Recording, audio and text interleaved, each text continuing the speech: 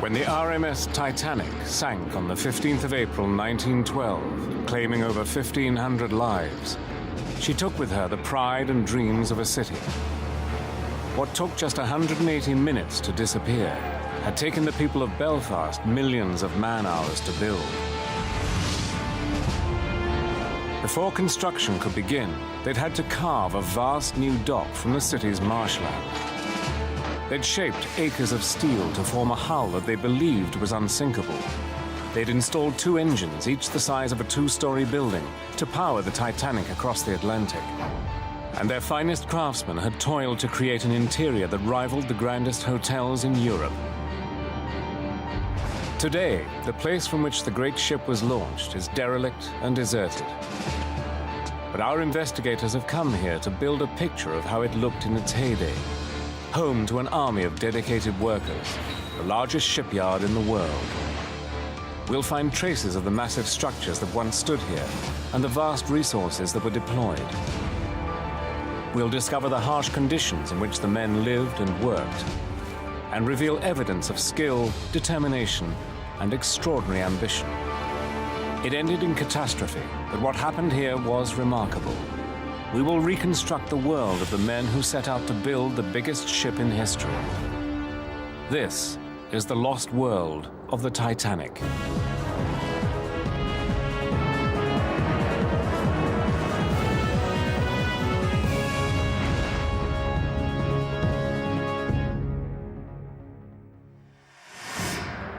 The Titanic was built here in the Harland and Wolff shipyard in Belfast, Northern Ireland.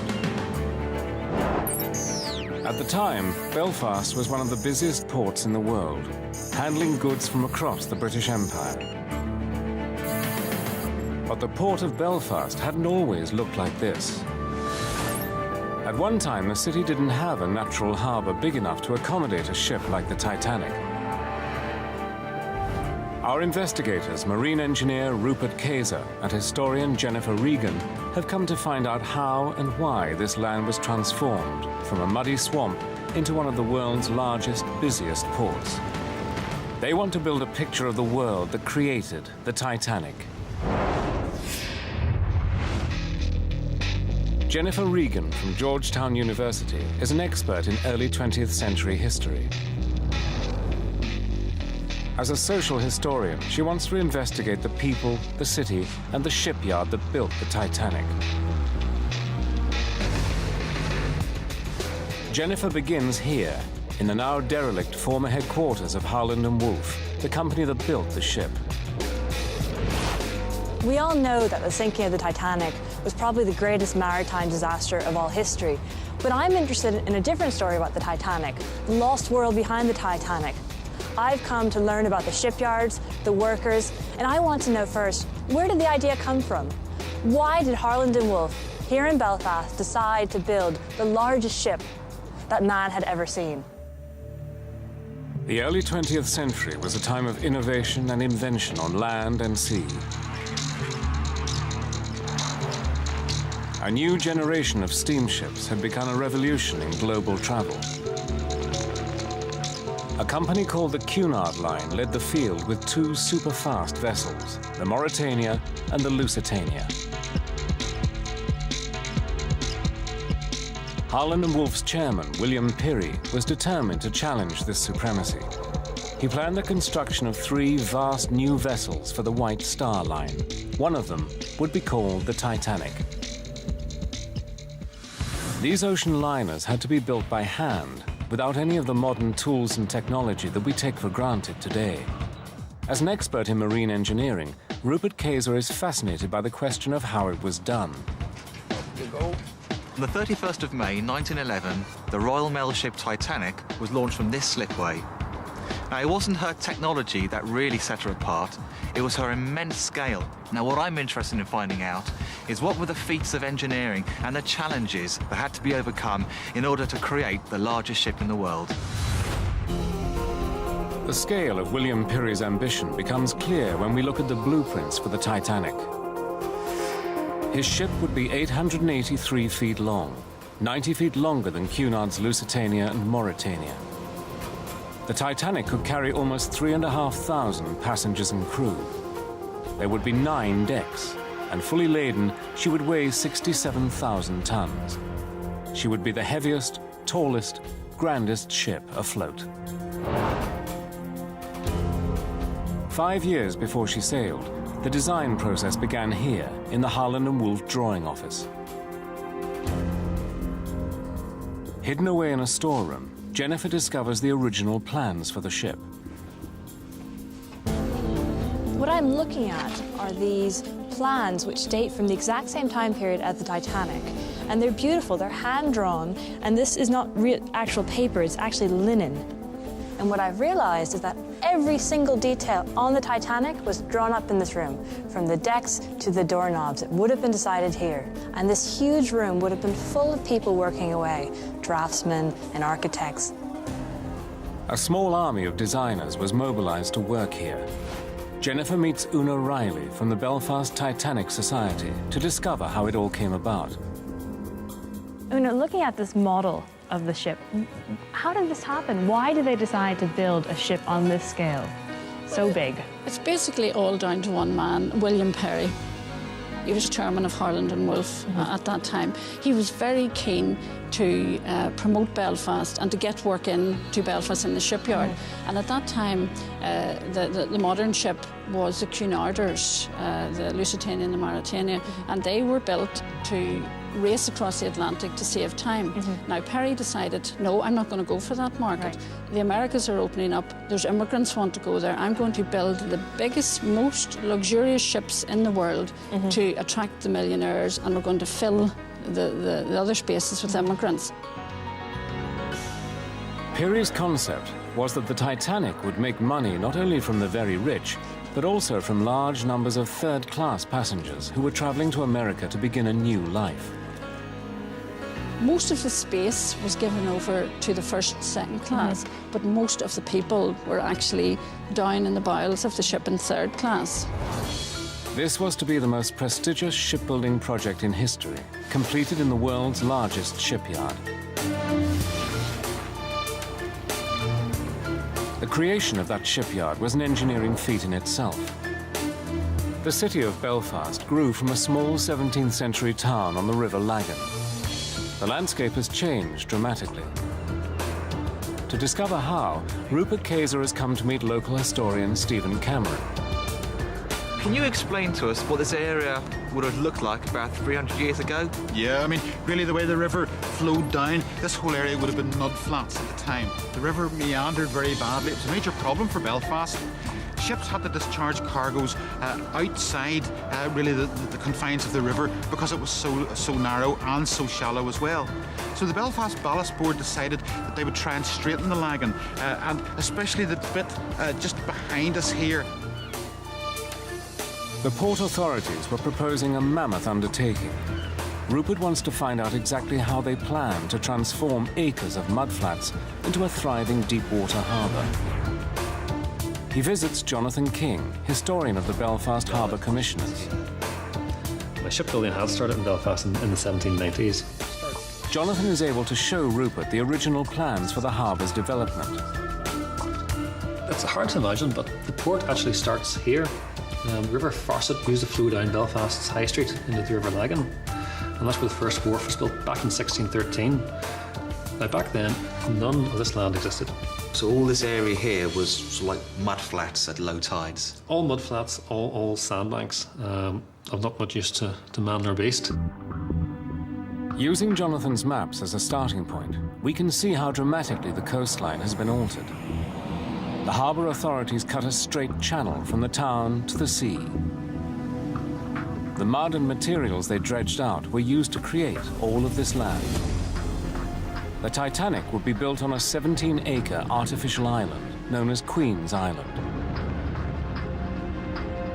What I find particularly amazing, and I think what a lot of people to this day find staggering, is that in the middle of the 19th century, how on earth could you have created such a huge area of industrial land without the use of the big machines we have today?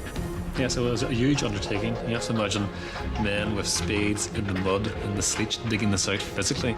It was back-breaking, dirty, hard work. But It was a wonderful benefit because it gave Belfast the land and the space it needed to become shipbuilders to the world. By 1909, Belfast City Harbour and dockyards covered a vast area. The workers believed that their shipyards were the best in the world. They were ready to begin building the Titanic. Unable to imagine the tragic end to which this enterprise was destined, they set about turning William Pirrie's dream into a reality. Our investigators are in Belfast, Northern Ireland, in search of the world that produced the Titanic. In the years before the ship's construction, a vast, deep harbour had been created to accommodate large ocean-going vessels. But nothing on the scale of the Titanic had ever been built there. Before construction could begin, they had to create a yard capable of handling the job. A gigantic steel frame called a gantry was used to house the hull as it grew. It became known as the Great Gantry.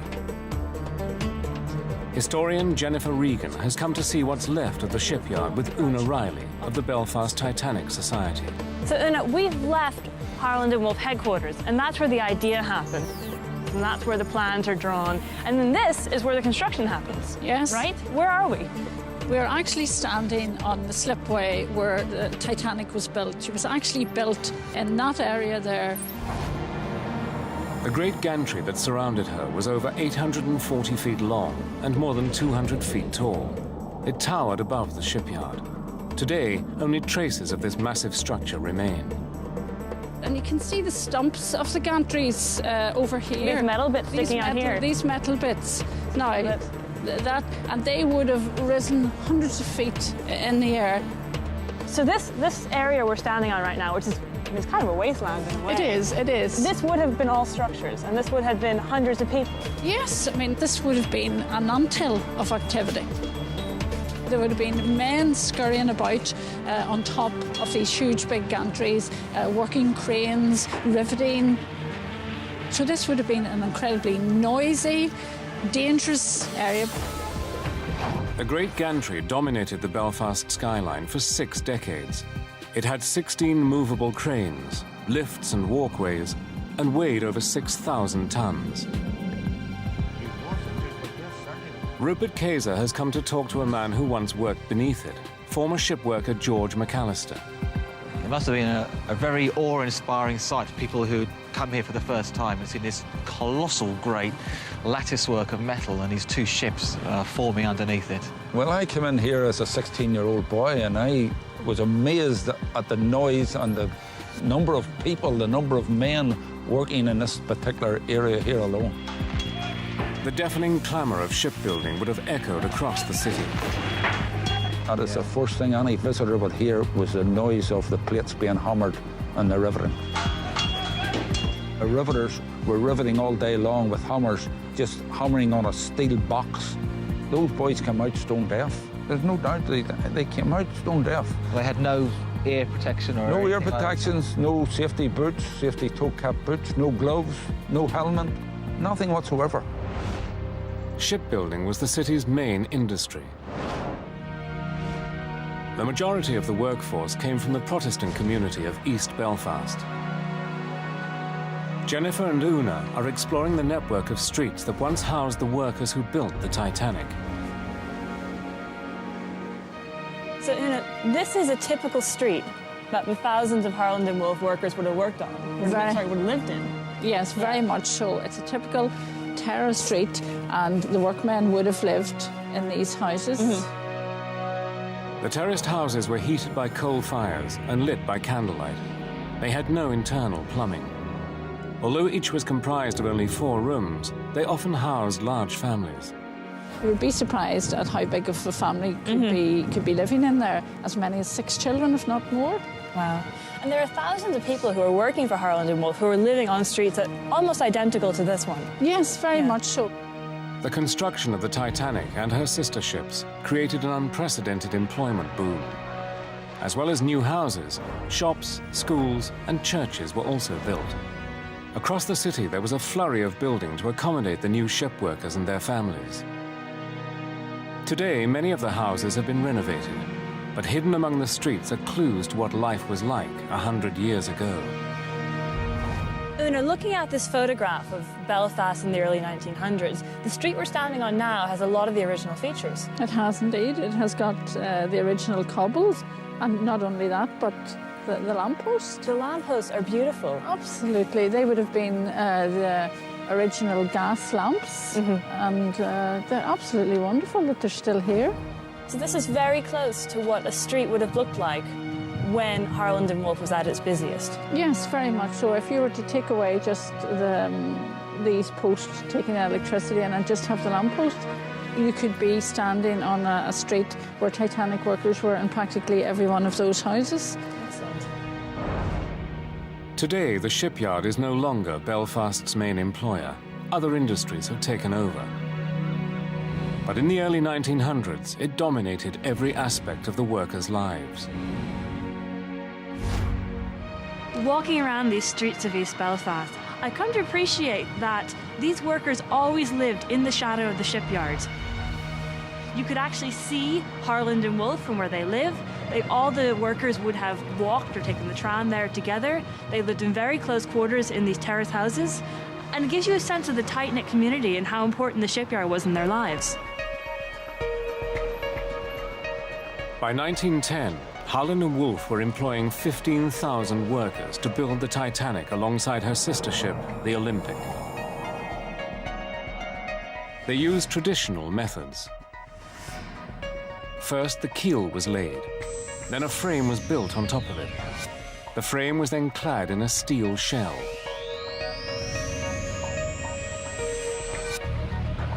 Tens of thousands of tons of steel were poured, rolled, and shaped.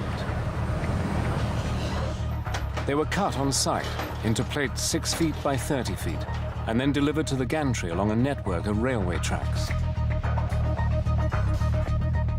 When the plates were in position, construction would begin. The shipyard is littered with the relics of this process. Looking for clues, you're asking for clues. Let's have a look in here. We'll dig this up and we'll see. Here we are. Here we're getting pieces here, look, see. There. There's a piece of a rivet. Interesting, that is. There's another little piece of a head of a rivet. And here's nuts and bolts, a plate washer on the temporary nut. And is it likely that that any of these items could have been used to build the Olympic and Titanic? Well, this is the slipway that the Titanic came off. I cannot guarantee you that they came off Titanic, but one never knows. Sure. Over 3 million of these rivets were used to hold the plates on the Titanic's hull together. Further clues can be found in the maze of railway tracks, which enabled an army of 50 small cranes to travel around the shipyard. 3 of these cranes still stand. They were powered by steam. Yeah, those 3 cranes are the last of the steam cranes that's left here in Harlands. They were here at the time of Titanic. They helped to build Titanic. When George McAllister worked here in the 1970s, he operated a crane just like this one. And that's the old boiler behind you there, and it's made the steam. And he operated these levers for lowering the jib. These cranes were the workhorses of the shipyard. Able to lift 5 tons, they were extremely reliable. The simplicity of their design meant they remained in service for decades. It's amazing to think that these cranes, once helped build this legendary vessel, and they're just sitting here, rotting away. It wasn't just the machinery that had to be resilient. For the men building the Titanic, conditions were harsh. Well, when the shipyard first started, when it first opened in the 1800s, the men worked from 6 o'clock in the morning to 8:15 at night, 5 days a week. It's 14 hours a day. And from 8 o'clock in the morning on a Saturday to 4 p.m. It was a dangerous job to be done. There was lots of injuries, such as bits of riveting flying off, bolts maybe falling off the top of the ship, men working down below. Well, you just had to carry. In those days, they were glad of a wage, so they just had to carry on with it. Harland and Wolff were tough employers. The shipyard workers had very few rights. Men lined up every day trying to get a day's work, and in fact, if you got a day's work, you used one of these little boards. What's this? Which is a little wooden board, and it has a unique number stamped in there. 35315. Right, and that number would have entitled you to this little board entitled you to many things, even the permission to go to the toilet. You had to use that, and you were only allowed 7 minutes all day in the toilet. Thousands of skilled craftsmen with hundreds of different trades worked in the shipyards, from riveters, steel workers, fitters and joiners, to plumbers, cabinet makers, painters and plasterers. I mean, it was a whole world of industry. Thousands of people. Thousands of people all working together to produce magnificent ships. So what you're describing is not just the building of a ship, but it's the building of a city around this shipyard. It was like a city, and they did look after their citizens. Yes, they were tough employers, but there was respect there. Mm-hmm. It was tough, and the men were tough, but they produced some fantastic ships. It took 15,000 men, 24,000 tons of steel, 3 million rivets, and 2 years of work. Finally, the hull was ready to be launched. Next, our investigators try to recapture the moment in May 1911 when the Titanic first entered the water. You could have got a leg broke. People could have been killed, which they were. Our investigators have explored the transformation of the Harland and Wolff shipyard to enable the building of the Titanic. After 2 years of intense labor by thousands of men, the ship's hull was complete. The next stage, before work could continue, was the launch. It was a moment of celebration and great anxiety. Una Riley tells Jennifer what happened. Una, tell me about the day of the launch, because we know that some 10,000 people showed up here, but actually they were just launching the outer shell of the boat, right? That's true. The ship was built here, basically the hull, and it was into these waters here. The Titanic would be launched on that day, 31st of May 1911. The hull's huge weight rested on rows of wooden supports called pit props. Before the ship could enter the water, these props had to be knocked away by hand. To find out more about this highly dangerous procedure, Rupert Kayser returns to the Titanic slipway with George McAllister. Now, she's the largest ship in the world. It must have been an extremely dangerous time with this huge vessel towering above and knocking away all the wooden supports. I mean, was it really that dangerous? Yes, it was very dangerous because those pit props, as we call them, were flying everywhere. Right. So you could have got a leg broke. People could have been killed, which they were. Were they flexing under the weight? Well, as they got so many out, the ship was coming down onto the rest that was left there, and they were actually bowing out, and they just shot out at a tremendous force. Shot out? Shot out anywhere. Just after midday on the 31st of May 1911, after final checks and on a signal from Lord Pirrie, the Harland and Wolff chairman, the launch began. It was a dramatic moment. The Titanic was in motion for the first time. It took just 62 seconds for the 24,000-ton hull to slide down the slipway and into the River Lagan. For the watching people of Belfast, it was a moment to savor. But it came at a cost. One of the team assigned to remove the pit props was crushed and killed by falling timber. The Titanic had claimed a life before she'd even entered the water. After the launch, work began immediately to complete the ship. Huge steel anchors and 4 mighty funnels were installed. Only 3 of the funnels had any practical purpose. The 4th was there to make the Titanic look more impressive than her rivals. 2 massive steam engines would power her across the Atlantic. They were fed by 29 boilers and 159 furnaces. When the Titanic sailed, 160 firemen would stoke them with over 600 tons of coal per day.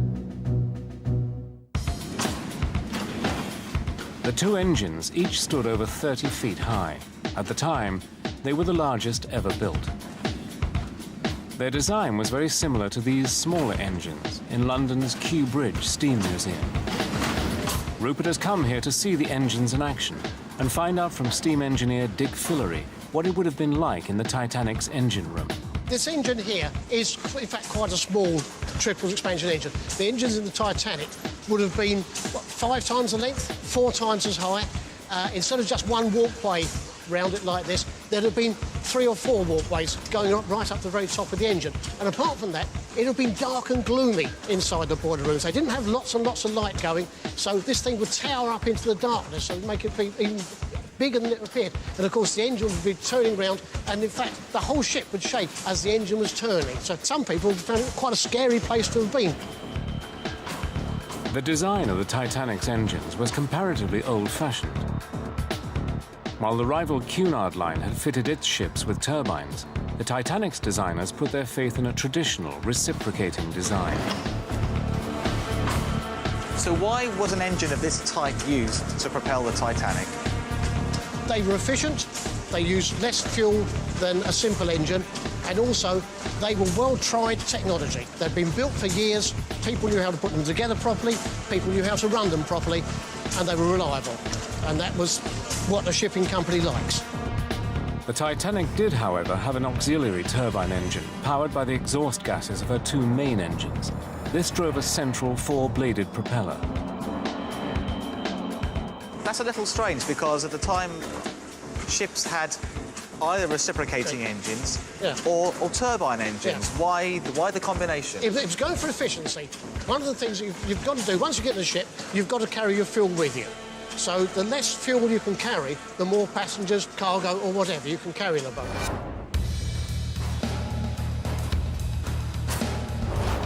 With her engines fitted, the Titanic needed to be moved from the water into a dry dock, where final work on the hull could be completed. The only dock big enough to accommodate her was the Thompson Dry Dock. Rupert has come here to meet naval historian John Beattie from the Belfast Science Park. This really is quite an extraordinary sight. Absolutely colossal size. It really does take your breath away. It's fantastic to look at. Yes, indeed, the dock was totally filled by the Titanic. This was the largest dry dock of its time, 850 feet long and 120 feet deep.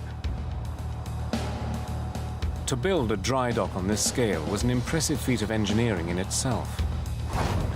Well, there really must have been some huge undertaking to create a dock of this size, especially 100 years ago. Yes, indeed. They knew at the outset that they had a very big challenge to build this dock, as they were building through very poor material, approximately 50 foot of reclaimed land, which is basically mud. And indeed, the dock itself, hidden where you cannot see, there's an enormous amount of materials used in the dock. Absolutely stupendous amount of concrete and brick.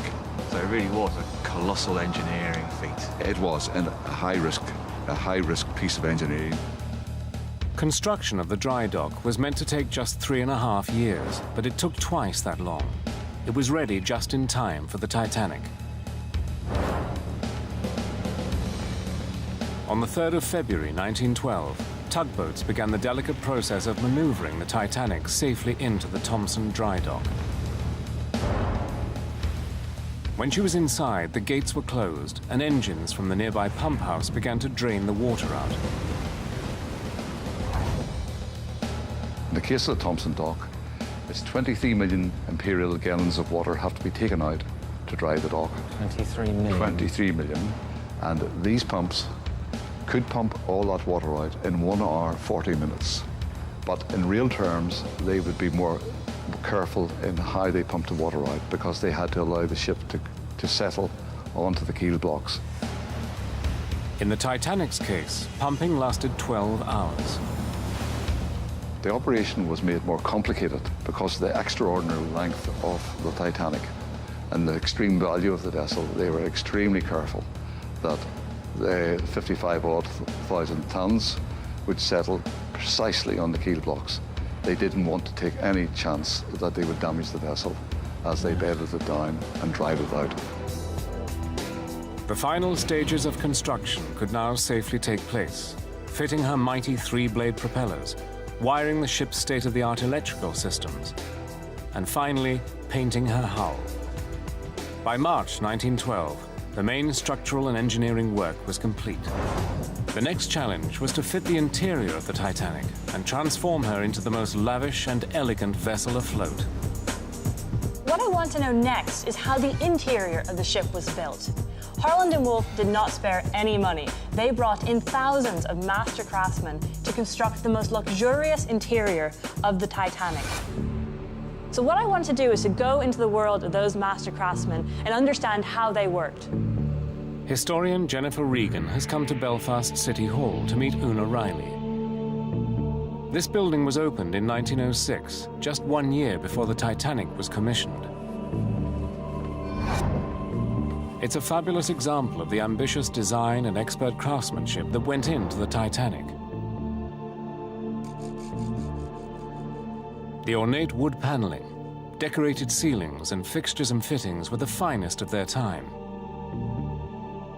Many of the craftsmen and artisans who worked here later created the interior of the Titanic. Now, I've heard that the City Hall is actually called the Stone Titanic locally. Why is that? That is true, because it was conceived around the same time as the Titanic was being conceived, and Lord Perry, who had been a former Lord Mayor, he was involved with the construction and design of this, and it's felt that he took some of the designs from here to the Titanic. What I love about this room is all the period detailing, because it was built just 6 years before the Titanic. So it's really the same kind of period in design. And there's so much detail in the ceiling, in all this cornicing, in these columns. We've got the stained glass windows. They're beautiful. Absolutely. I mean, they didn't do things by half in Belfast at the beginning of the 20th century. Everything was done to the best, to the highest, to the best specification, just like Titanic. The first-class accommodation rivaled the grandest hotel on land. Its centerpiece was the elegant sweeping staircase that led from the promenade deck to the vast paneled dining room.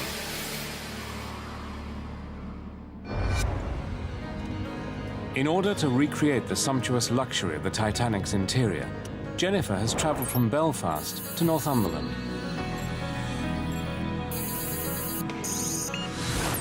Here, in the ancient town of Alnwick, she has uncovered a replica of the Titanic's first-class dining room.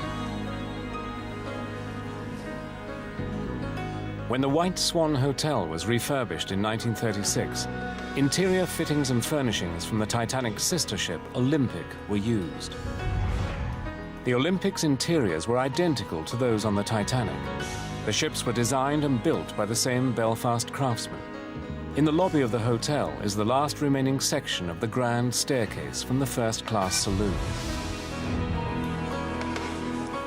So, John, what can you tell me about this magnificent carved staircase? Wonderful example. This is the last surviving part of the grand staircase from RMS Olympic, identical to what was on RMS Titanic in 1912 when she sank. This is quite unique because there is no other grand staircase left in the world from the Olympic-class liners. The elaborate design of the hotel dining room reveals more evidence of the skills and expertise of the Belfast shipworkers. The ceilings, windows, light fittings, and exquisite wood paneling all reflect the golden age of sea travel. It's a rare opportunity to sense what life might have been like on board the Titanic. So, John, standing here is about as close as we can get to what it would have felt like inside the Titanic dining room. Absolutely, yes. We've got these incredible plasterwork ceilings, we've got stained glass, we've got all these panels. There's so much to take in. Yes, absolutely original. Obviously, the first-class dining room on Olympic was a lot larger than this. We're talking maybe probably 10 times larger than this. That's enormous. I want to know more about this woodwork. It's incredible. It is. The craftsmanship here is absolutely amazing. Now, the Olympic carvings were all made at Harland & Wolff, same as the ones in Titanic. And the craftsmen spent many hours working day and night to produce all this marvellous workmanship. Peary knew that this was the best way to attract big-spending clients. John, I can tell from looking at this woodwork that they were working towards a very demanding clientele. Absolutely. This is first-class panel. That is very best in the height of 1911, 1912. And no detail is spared. Tell me about this light fitting here. It's bronze. These are absolutely original to the ship. Yes, they are bronze. There was hundreds of these on board. And of course, state-of-the-art because they are electric. Yes, they are. Yes. Beautiful. Every detail of the room was themed, a clue to its function. I'll bring this to your attention. We have some musical notes up here and symbols and a piece of paperwork all carved into the woodwork. That's a music book that's open. Yes, absolutely. And it's all hand carved by those workmen in the Harland and Wolff. That's incredible. It's And so tiny. the whole room is music oriented. We have guitars. So it's a room that was used for entertainment. Very much so. All these symbols of entertainment and enjoyment. Absolutely. This room, although apart from being used as a first-class dining room, was also used for dancing and for music. I mean, this really demonstrates to me the level of detail that went into this room. And it's absolutely staggering when you think about the number of people that would have had to be working on a room like this to produce this level of detail. John has a unique collection of memorabilia and artifacts from both the Olympic and the Titanic. Again, these relics reveal an outstanding level of craftsmanship and dedication.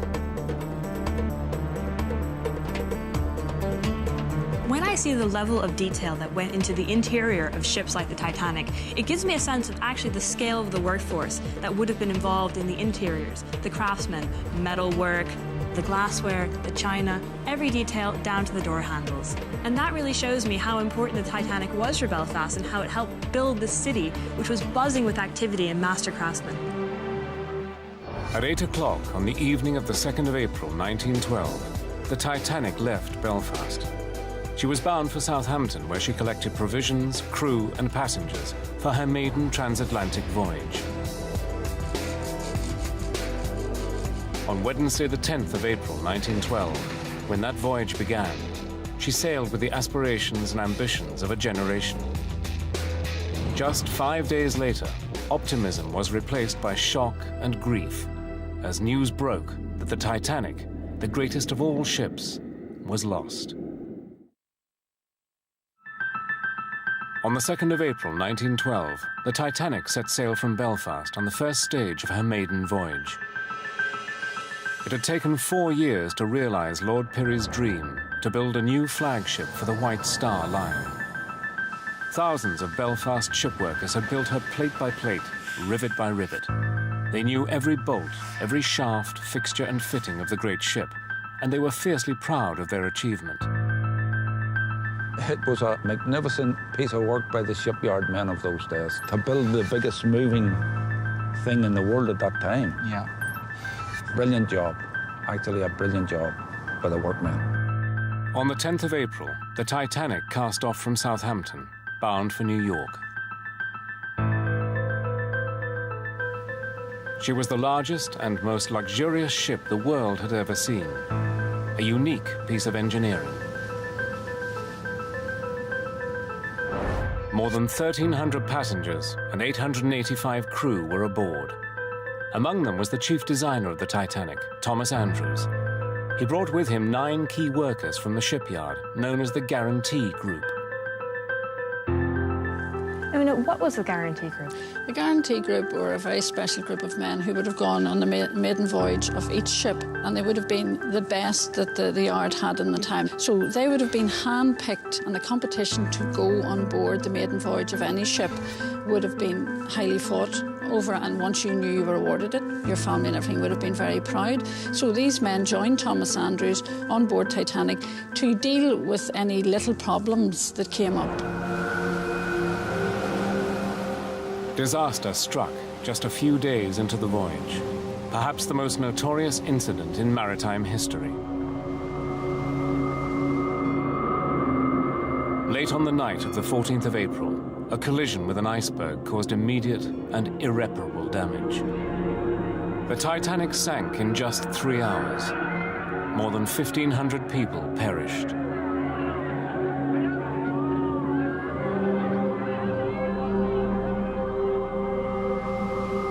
As the news traveled back across the Atlantic, the city of Belfast went into shock. So there were thousands of people who worked on this project It took years. There was an incredible amount of skill that went into it. So for the people in Belfast and the people who worked on this ship especially, it must have been devastating when the ship went down. That is true. It was devastating and it was unbelievable. We heard about the shipyard workers who broke down and cried at the fact that this ship that they had just sent away so few days before had sunk and all those people had died. In fact, it was never talked about in Belfast again for many, many years. The Titanic's chief designer, Thomas Andrews, was among the dead. So were the 9 men of the Guarantee Group. The shipyard was closed for a single day of mourning. But the impact of the loss ran much deeper. The golden age of the great transatlantic liners was over. It was felt by Belfast very, very much. In fact, all these things that we've been talking about, the biggest gantry, the biggest slipway, the biggest dry dock, they were never used again for the purpose for which they had been built. For Harland and Wolff, the sinking of the Titanic was the beginning of a decline. During the First World War, the yard continued to build ships, but the slipways and gantries made for the Titanic were never to see work on that scale again.